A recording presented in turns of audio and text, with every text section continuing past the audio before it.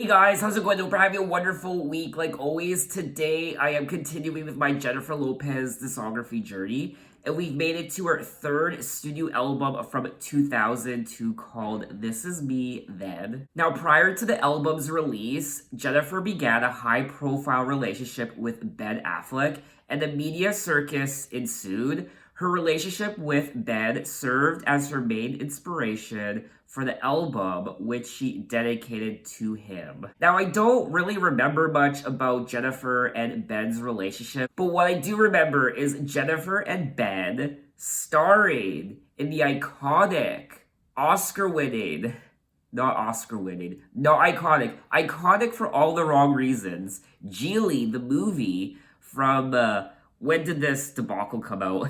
2003.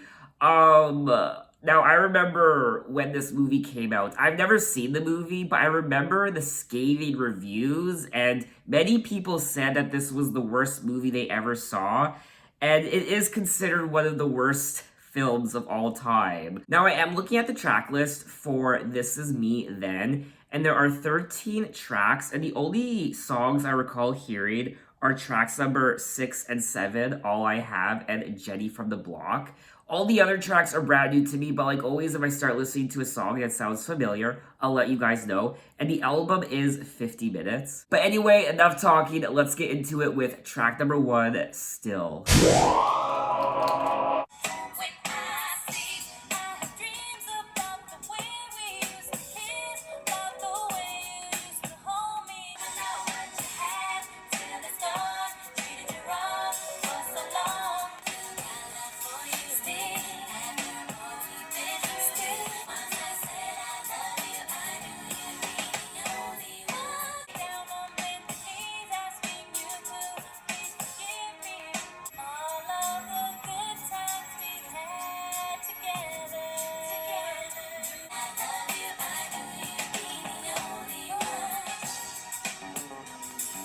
Okay, that was track number 1 still, and you know what? I did enjoy this track. What stood out for me was the production on the track. To me, that was the highlight. I liked the melody. Of course, I mean, I liked the story as well that she was telling me in the lyrics of the song. I wasn't crazy over her voice. I've had this problem before with her other 2 albums on the 6 and j.lo, her second album. Her voice is never the standout on her albums. It's always the production.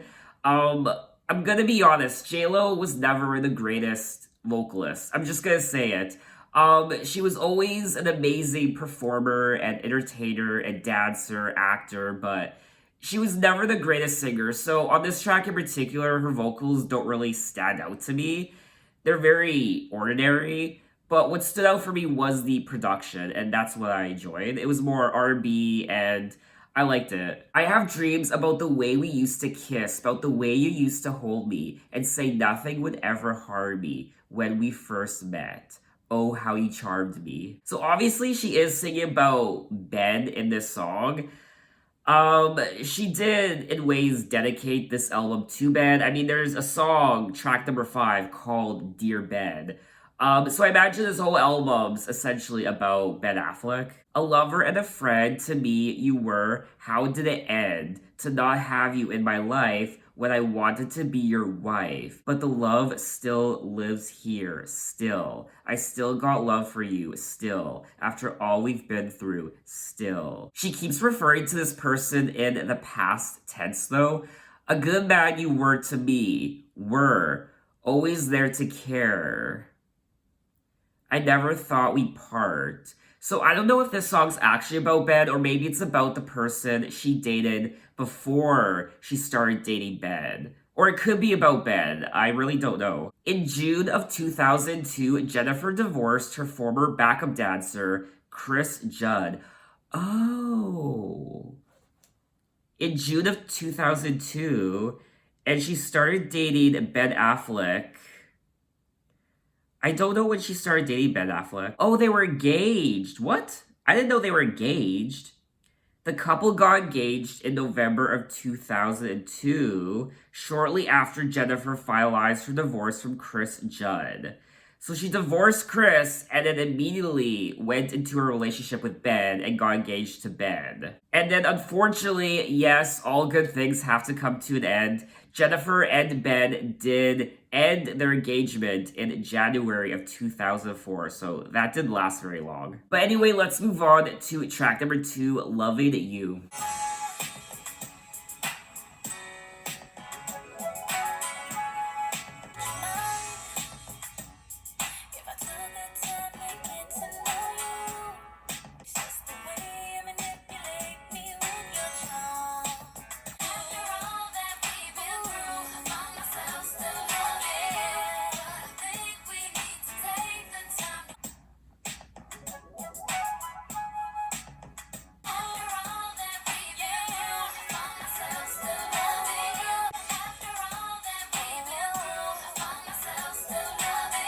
Okay, that was track number 2, Loving You. And you know what? I enjoyed this track. I like how this album so far is more R&B sounding than her prior two albums, which were more just straightforward pop and I don't know, dance pop. This is more solid R&B sounding, and I'm loving it. And I liked the chorus. I enjoyed, obviously, the melody of the track as well. And once again, her voice isn't the standout. It's not the greatest, let's be real. And I'm not really crazy over the lyrics either. When I look in your eyes, you mean no harm. It's just the way you manipulate me with your charm. And I can tell the love I have for you still strong. And there ain't nothing wrong with me still loving you. The lyrics are very standard and lovey-dovey, so if you are in a relationship with someone and you can't live without them and you just adore them, then I'm thinking that you will enjoy this album and these songs. They are very romantic, and she's essentially just kind of expressing her love for this person. To me, I don't find them particularly interesting, but I imagine there are people out there who will really relate to the lyrics on this album. But anyway, let's move on to track number 3, I'm Glad.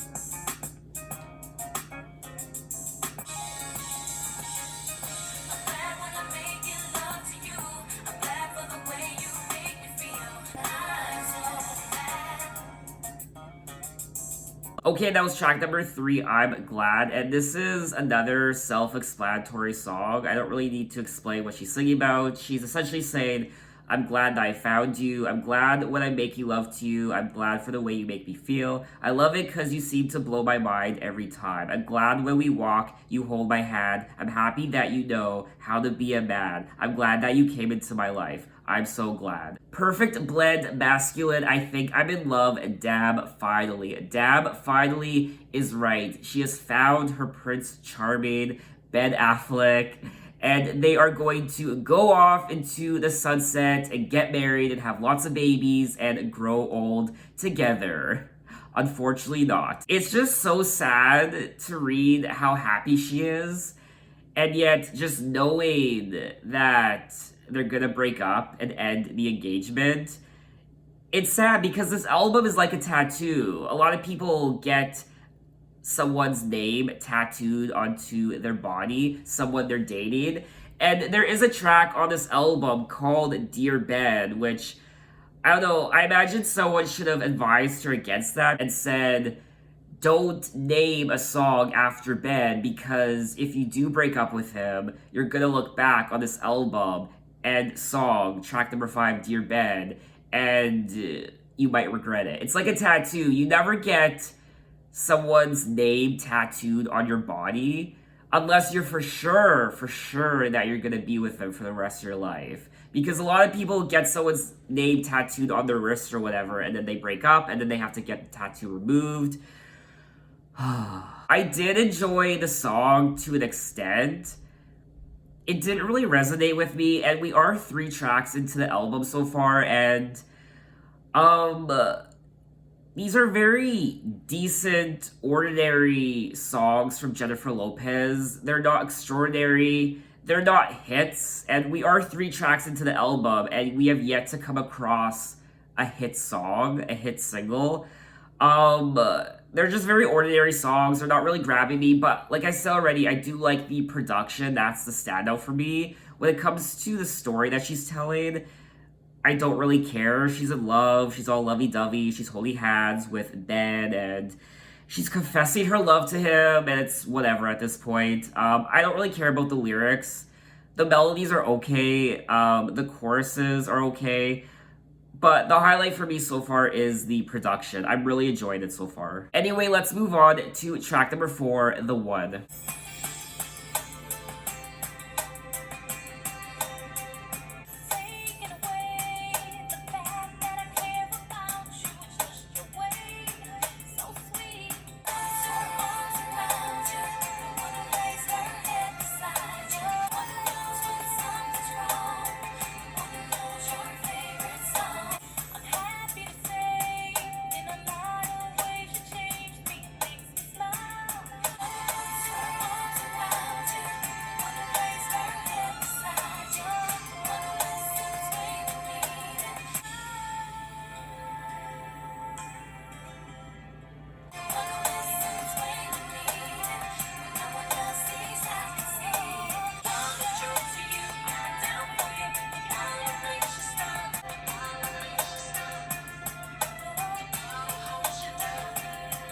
Okay, that was track number 4, The One, and out of the first 4 songs I've listened to so far on this album, this one is probably one of my favorites, but it still didn't really, I don't know, like, these are decent pop songs, R&B songs, I suppose. Like, they're not horrible by any means, they're just very basic and ordinary. It's a very chill and relaxing album, I will say. It's not high energy and crazy. It doesn't really make you want to dance. It's just very chill and relaxing. And that's what I also like about the album. I did like the production on this track once again. I'm not crazy over the lyrics once again. They're very straightforward. The one, the one, the one, I can be anything you need. The one who holds you down, your girl. The one who makes you smile. The one who's true to you. So it's very standard what she's singing about. I really hope the entire album isn't like this, how she's confessing her love to this person, how she's saying I love you, and the one, I love holding your hand, and hopefully the rest of the album isn't like this. Hopefully she starts singing about other things as well. Other than that, I don't really have anything else to say about the track, so let's just move on to track number 5, Dear Ben.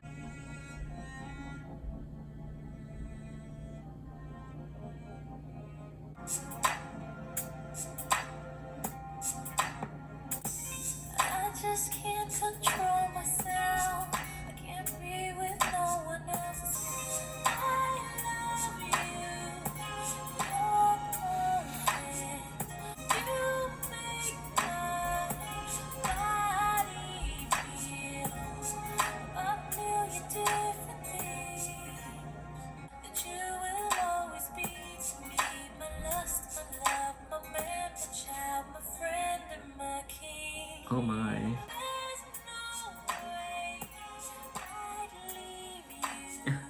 There's no way I'd leave you. Well, girl, I have some news for you. Okay, that was track number 5, Dear Ben Affleck, and I feel so bad for her because she was genuinely in love with him.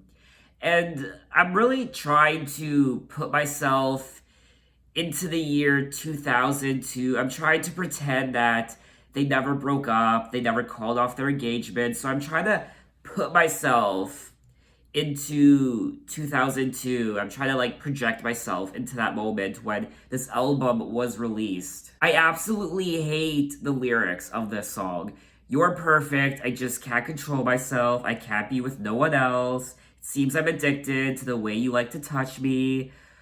Like, how many times have we heard this before in other pop songs? They're so bland and ordinary, you're so perfect, and a manifestation of my dreams. You make my body feel about a million different things. It sounds like a teenage girl wrote this song, a 15-year-old who started dating a boy for the first time, and she absolutely adores him and loves him, and he's perfect. I write this song to let you know that you will always be, to me, my lust, my love, my man, my child, my friend, and my king. I love you. You're perfect. Well, this song didn't age very well. I am curious to know as to why they broke up. When talking to People magazine in 2016, Jennifer said, "We just happened to be together at the birth of the tabloids." And it was like, oh my god. It was just a lot of pressure. I think different time, different thing. Who knows what could have happened? But there was a genuine love there, and that comes through on this album 100%. It also says that Ben and Jennifer had very different lifestyles. We know now that Affleck struggled with alcoholism and substance abuse, but in the early 2000s, he was also a party boy. Jennifer, on the other hand, is a workaholic, which is something I've come to recognize over the last few years. Many people have said that Jennifer is a workaholic. She does movies, she does music, she's on television reality shows, and she does TV shows as well. I mean, she does so many things. She definitely keeps busy and she definitely makes her money. Due to the excessive media attention surrounding their wedding, they decided to postpone the date. Then they found themselves seriously contemplating hiring three separate decoy brides at three different locations. And then it says that Ben ultimately got cold feet. As the wedding day got closer, reality set in that this may not be the person Ben wants to spend the rest of his life with. He started getting scared. What's worse, marrying someone you don't want to marry or calling off the wedding before it happens? Lopez gave Ben ultimatums. He never followed through. She finally realized they were never going to get married. However, these days, they do stay in touch occasionally. I respect her, Ben said to The Hollywood Reporter in 2012. I like her. She's put up with some stuff that was unfair in her life, and I'm really pleased to see her successful. So it looks like even to this day, they still have a good relationship and they still talk to each other occasionally. So there was never any harsh falling out. They don't despise each other. They just were very different people, different lifestyles and what have you. So it looks like the separation was mutual on both ends. But when it comes to the song Dear Ben, I mean, this is probably my least favorite song on the album. But anyway, let's move on to track number 6, All I Have.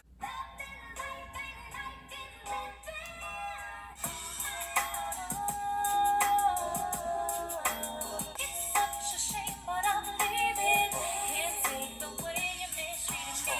I don't believe I just had my last real kiss. I do believe we'll laugh and reminisce. Prepping the girls on the block, and I'm good. I got this thing on lock, so without me, you'll be fine. Have you chose to run alone? I know you're independent, you can make it on your own. Stop playing, you gave it. I gotta leave you alone. And my pride is all I have. Prize is what you had, baby girl, I'm what you had. Okay, that was track number 6, All I Have, and this is a great song. This does take me back to the early 2000s, obviously, when I was just becoming a teenager, so this song is nostalgic for me. Now, lyrically, this song is quite different from the rest of the album because she is singing about leaving this person. It's such a shame, but I'm leaving. Can't take the way you're mistreating me, and it's crazy. What I also like about the song is the male vocalist. He's kind of responding to her when she says she's leaving, and he's replied by saying, I don't believe you want to leave like this. I don't believe I just had my last real kiss. So he's saying, let's talk about it, let's talk it through, but she's saying, no, I'm leaving, goodbye. All my pride is all I have, and You'll Be Needing Me, but too bad. Now, the song does feature American rapper LL Cool J, which isn't stated on the track. It doesn't say features LL Cool J. The song was ranked as the 15th most successful song on the Billboard Hot 100 of 2003, and in 2011, Billboard named the song the 34th biggest duet of all time. And even Jennifer named her 2016 Las Vegas residency show All I Have after the song. Now, this song did reach number one on the Billboard Hot 100, and that's great for Jennifer because this is a great song. I like the production. I like LL Cool J's part, and I essentially like everything about this track. This is one of the strongest songs on the album so far. How ironic though, considering that up until now she's been singing about love and how much she's in love, and ironically, the track that's probably the best so far on the album, All I Have, is a song about a breakup. That definitely is a little ironic in my opinion. But anyway, let's move on to track number 7, Jenny from the Block. Yeah, we at the airport out. D-block from the block where everybody Air Force out. I'm still Jenny from the block. No matter where I go, I know where I came from. From 11 color to movie scripts to all the 6 to j.lo to this. I'm really living on no bruh. That's just me. Nothing phony, don't hate on me. I'm still Jenny from the block. Back what you put out. And if you take the good route, can't count the hood out. Used to have a little, now I have a lot. No matter where I go, I know where I came from. I'm still Jenny from the block. Used to have a little, now I have a lot. Okay, that was track number 7, Jenny from the Block, and this is another song that's pure nostalgia for me. I liked it, and finally, she's not singing about a relationship. She's not singing about being in love or breaking up. She's singing about herself and how she's still Jenny from the Block. She is still Jenny from the Bronx. From the Bronx, that is where I came from. She's saying how she's famous now. She has all this money and wealth.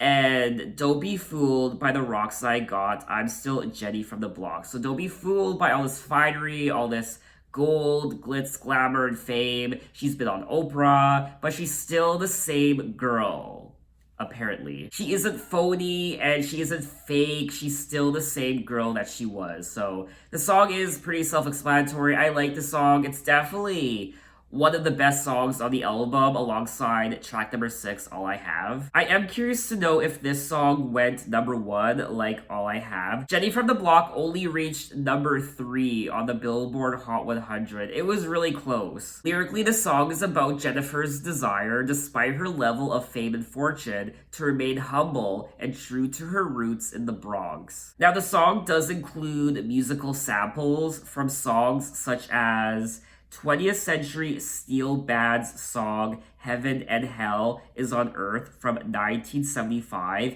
and Boogie Down Productions' South Bronx 1987, and Hijack by Anuch Light. Now, the song's music video also caused controversy. Apparently, it featured Lopez and her boyfriend at the time, Ben Affleck, who later credited the video with nearly ruining his career. So, did he at one point accuse Jennifer of almost ruining his career? It has been so long since I've seen that music video for Jenny from the Block. It's probably been 20 years. Wow. Now, the song also features Jadakiss and Styles as well. And to this day, Jennifer is still called Jenny from the Block. Not just j.lo, but people also refer to her as Jenny from the Block as well. So let's move on to track number 8 again.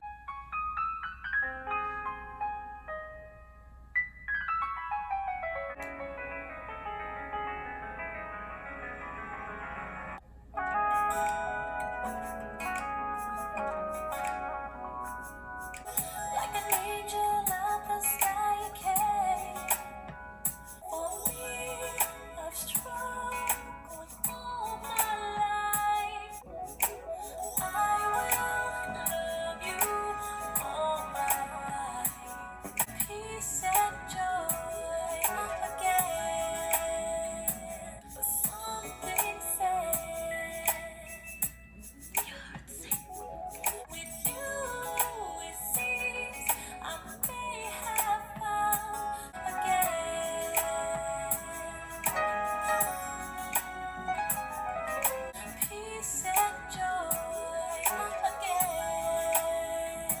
Okay, that was track number 8 again, and I'm a sucker for a pretty ballad, and that's what this was, a pretty ballad, and I liked it.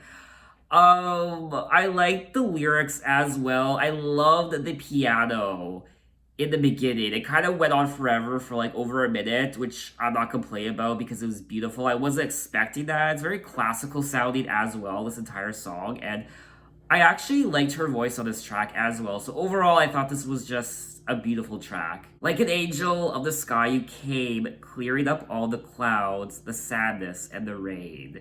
So this person really did bring the light into her life.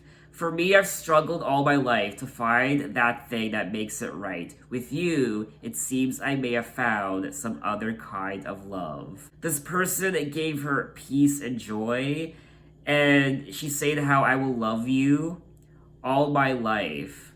A friend is what you'll always have in me. So a friend is what you'll always have in me. So this isn't a romantic relationship. I imagine it's just someone who came into her life, who she now loves, who will forever be a friend to her. I don't really know who she's singing about in particular because at the time she was in love with Ben Affleck, and he wasn't considered just a friend.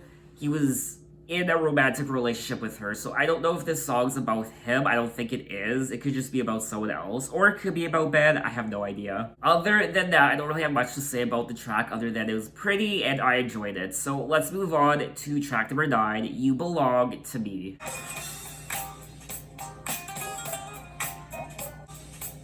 You looking my reaction.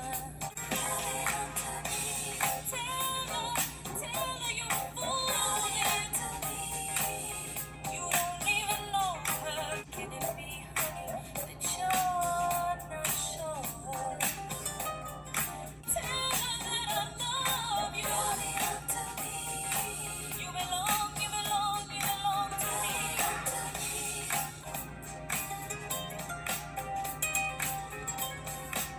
I know you from a long time ago. Okay, that was track number 9, You Belong to Me, and I did enjoy this song. I didn't love it. I wasn't crazy over it, but I did enjoy listening to it. I like how it was more Latin influenced. I like the production, of course. And it is a cover, which I didn't know. It's a cover of the Carly Simon and Michael McDonald song from 1978. I've never listened to the Carly Simon version of this song, as far as I know, so I can't compare Jennifer's version to the original version. I just have to go off of Jennifer's, and um, I probably wouldn't listen to this song again. It was nice to listen to for the first time, but like most of the rest of the album, it just didn't really grab me. It is another self-explanatory song. You belong to me, can it be, honey, that you're not sure? You belong to me, thought we closed the book, locked the door. You don't have to prove to me that you're beautiful to strangers. So she's essentially saying you belong to me, baby, I really love you, etc., etc. It does fit in with the rest of the album lyrically, but we are gonna move on to track number 10, I've Been Thinking.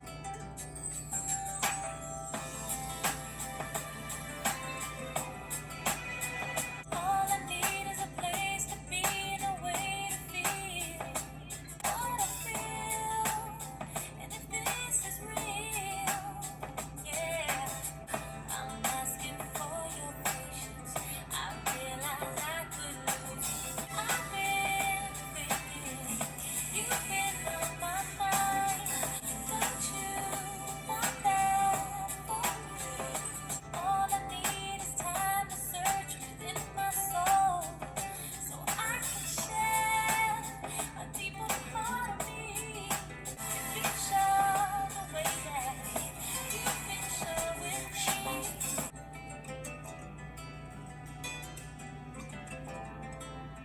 I've been thinking, you've been on my mind, so I've been praying.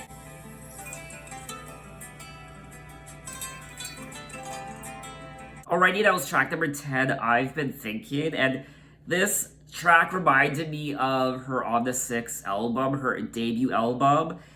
And once again, just like track number 9, I like how this track was more Latin influenced, and I really do like these kinds of songs from Jennifer. It was very calm and relaxing as well. Don't want to disappoint you, don't want to let you down, because that's the last thing I would do. I'm asking for your patience. I realize I could lose you, but lately I've been so confused. I've been thinking, you've been on my mind. So I've been praying to find that I can be sure the way that you've been sure with me. So she is wondering endlessly if this is right or wrong, and she's been thinking, this person's been on her mind. Baby, what's meant to be will surely be, but I can't give you anything I don't have myself to give. And it's killing me inside. Lyrically, I really did enjoy the song. I do feel like lyrically this is a step up from a lot of the other tracks on the album. But let's move on to track number 11, Baby, I Love You.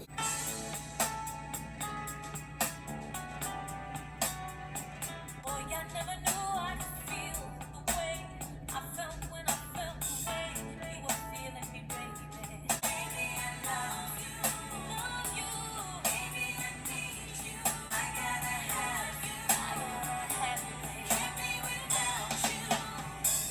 Comes a time in everyone's life when you know, and everyone around you knows that everything has changed. Oh, I love the way you kiss me. 'Cause I'm begging for you and I'm down on my knees. Baby, I know you're the one that I need. I have you, can't be without you. Baby, I love you. Love you. Baby, I need you. I need you. Okay, that was track number 11, Baby, I Love You. And you know what? I enjoyed this track. I did enjoy her vocals. I do feel like vocally this is one of the better songs. And I enjoyed the lyrics. I feel like the lyrics on this album are getting better as I go along. I do prefer the lyrics on this album during the second half than I do on the first half of the album. What I also like about this song is the production. It's R&B with a little bit of, I don't know, jazz and Latin. It was very interesting and I enjoyed listening to it. Baby, please, I'm about to lose my mind. Talk to me, because I'm begging for you and I'm down on my knees. Baby, I know you're the one that I need. Baby, I love you. You know I need you. Gotta have you. Can't be without you. So she's pleading to this person that she loves them. She's confessing her love, which she has done multiple times on this album already. And she's just gotta have this person. Baby, I love you. Nothing more, nothing less. And I think it's a very romantic song. So we are gonna move on to track number 12, The One. Now, this is version 2 of The One. I listened to The One already. It was track number 4, but this is version 2, so I'm gonna briefly check it out. If it's not worth it to show you guys what I think of it, I'm just gonna skip over it. So I did briefly check out the song, and it does sound quite similar to the original version, track number 4 in The One. I do enjoy the song. So we have come to the end of the album, track number 13, I'm Gonna Be Alright. Oh, yes. For you, girl. Yo, I took you from the projects. I think I listened to this song already in one of my other Jennifer Lopez videos. So I did listen to this song already in my prior Jennifer Lopez video for her j.lo album. Track number 12 on that album is I'm Gonna Be Alright. And there are two versions of the song, I'm Gonna Be Alright, the album version, which I recall not being the biggest fan of. But then I listened to the remix version of the song, and I ended up enjoying it more. So, I do like the song. Now, this particular remix is from her Remixes album that was released in 2002, which one of you did let me know in my prior Jennifer Lopez video that she released this Remixes album in 2002 called J to the L-O, the Remixes. So that was all 13 tracks of This Is Me Then by Jennifer Lopez, and I don't know. I don't know how I feel about this album. I know a lot of people criticized the production on this album as well as her vocals. I didn't really care for her vocals on this album, and there were a couple tracks where her vocals did shine through, but overall I felt like her singing was very lackluster. But I really did like the production. To me, that was the highlight of the album. It was a very calm album. It wasn't as upbeat, and it wasn't a dance pop album. There weren't a lot of dance tracks on this album as there were on her two other albums, so it was more calming. It was more R&B influenced, obviously. I did like some of the melodies of some of the tracks. I do feel like this is a little bit of a generic sounding album. I also find quite a few of the lyrics on this album to be extremely cheesy and amateurish, especially on the first half of the album. But I find the lyrics get better as you go along towards the middle and end of the album. I also don't think there are very many hits on this album. Obviously, there's All I Have and Jenny from the Block, but other than that, there's nothing really hit worthy on this album, to be honest with you. Even though I did enjoy the production on this album, I do wish there was just a little bit more oomph to the production. I don't really see myself going back to this album anytime soon. There are a few tracks that I would obviously go back to, but overall, I don't find this album very memorable. I don't know, I just feel like there was something missing from this album. It was just lacking that spark that j.lo had her second album and on the sixth. I also wasn't the biggest fan of her second album, j.lo, but at least j.lo had that spark. It was very lively. Whereas this one just isn't very memorable. Out of her first three albums, my favorite is probably On the Sixth, her debut album. It's also really unfortunate how quite a few of these songs are about Ben Affleck, and we all know how that turned out. So this album didn't age very well, unfortunately. So I think that's all I wanted to say on the album. What did you guys think of it? Maybe this is one of your favorite Jennifer Lopez albums. Tell me why. Maybe you don't like it at all. Again, tell me why. So in my next Jennifer Lopez video, we'll be moving on to her fourth studio album from 2005 called Rebirth, which, to be honest with you, I didn't even know this album existed. I knew Brave existed, and I knew This Is Me Then existed, and j.lo existed, and On the Six existed, but I didn't know this album existed at all. So look out for that video, and thanks for watching, guys. You can find me on Instagram, you can find me on Twitter, you can message me, you can say, hey, how are you? So thanks for watching, and I will see you next time. Take care.